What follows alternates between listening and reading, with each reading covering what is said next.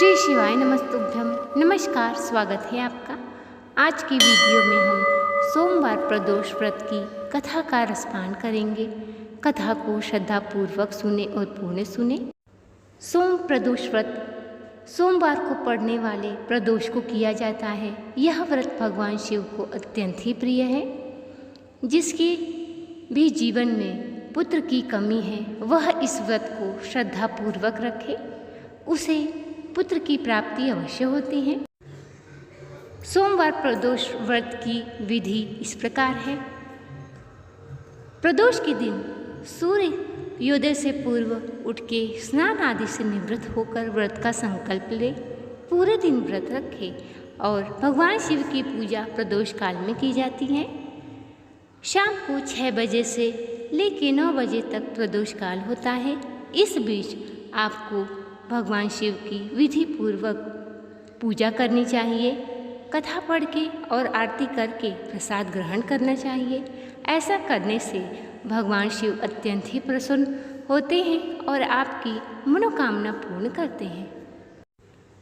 अब आइए सुनते हैं सोमवार प्रदोष की कथा। एक समय की बात है, एक गांव में एक गरीब ब्राह्मणी अपने पुत्र के साथ रहती थी। उसके पति का स्वर्गवास हो गया था, जिस कारण वह भिक्षा मांग के अपना गुजारा करती थी।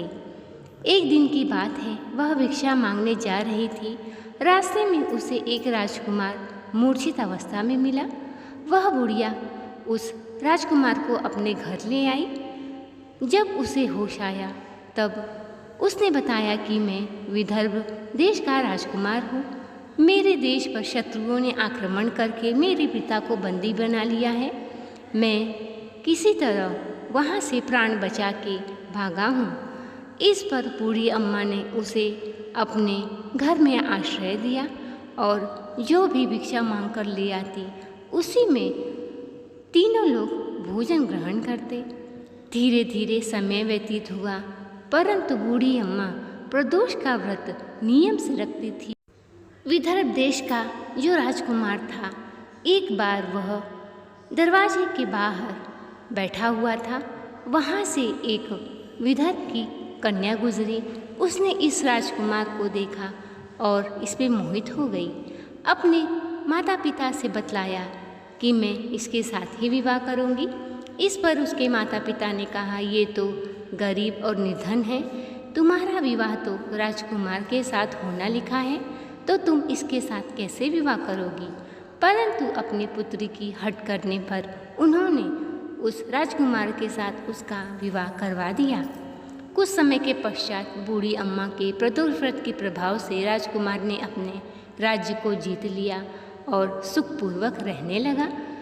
बूढ़ी अम्मा के पुत्र को उसने प्रधानमंत्री बनाया। अब बूढ़ी अम्मा, उसका पुत्र और राजकुमार सुखपूर्वक जीवन व्यतीत करने लगे।